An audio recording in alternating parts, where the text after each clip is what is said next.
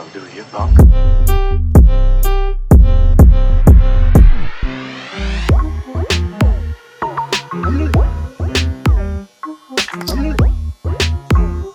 Play this record as frequently as possible. Perfect. Hey everybody, welcome to an episode of the Brixx Show. And our first guest is none other than legendary Brixx Belvedere. Legendary. What's going on with you? Thank you for having me.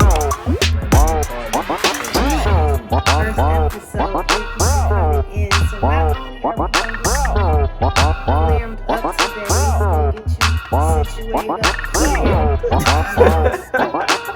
I want to be glammed. Fire on my head. Okay, we gonna put the fire on this. Okay, we gonna do that. We gonna do that. And also, we gonna talk a little bit about battle rap. So before we get started, tell me how you got into battle rap. I got into battle rap. Really just getting bored in the house. I had dropped a song like early, so I started like doing little text battles.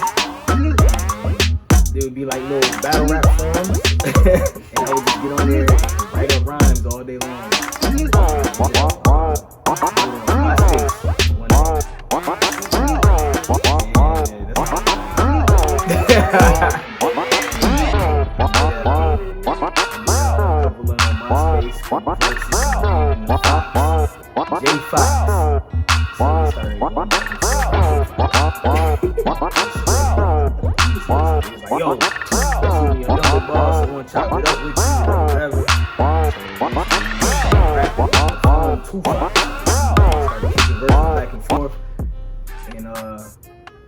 He ended up putting me against a couple people that was from like his neighborhood and shit. Like I would battle niggas that he knew over the phone.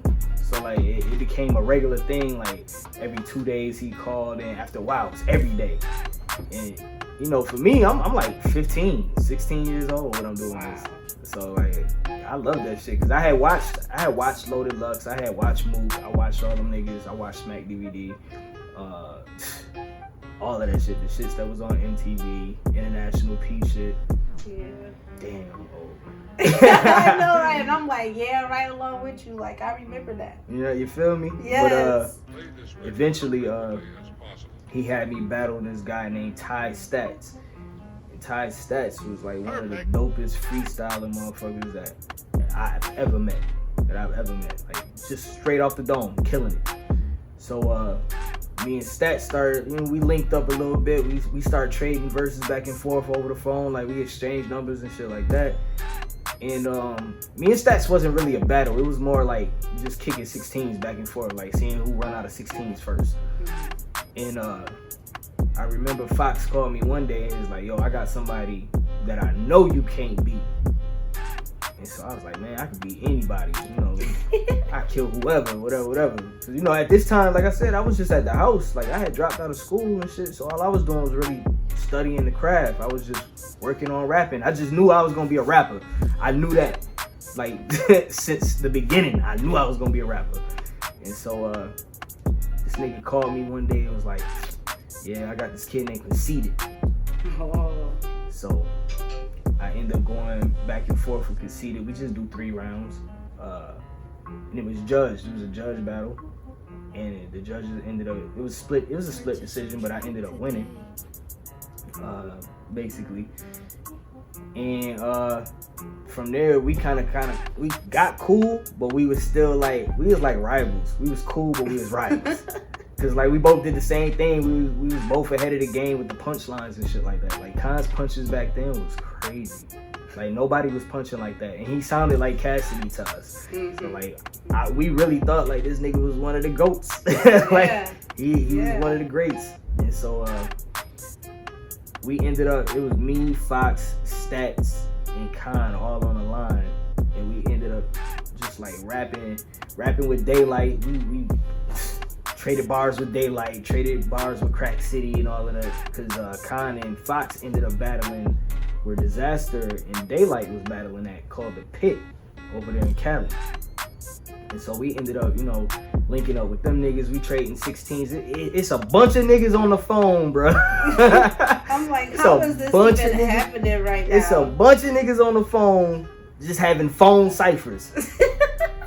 Like, and we was doing lyrical exercises and shit. Like, you say a rhyme and then I follow up with the same rhyme scheme, and then this next person follow up. Yo, like, it was crazy. And for me to be 16, 17 and thinking back on that shit, like, we was really ahead of shit.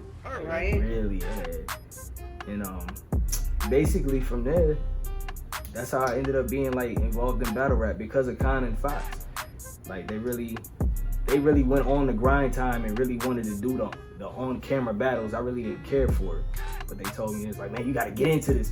Like, we killing niggas. And, you know, we sons, we the shit on niggas squad. Like, so we ran with that shit. And I was like, all right, bet, I'm gonna jump in. So I did a tryout battle. Tryout battle never came out. My opponent didn't show. So I ended up battling somebody else. But it was like, I don't know, something happened with the footage or whatever. I don't know. I couldn't tell you what happened with that shit. So from there, the rest is history. I did that battle for Chris. Chris Petty was the one that put me on. No lie. I did my first battle for Chris in Grindtown, Georgia. Shout out to Chris Petty. Yeah, shout out to my guy, my bro. But yeah, and the rest is history. I've been killing you niggas ever since. Speaking of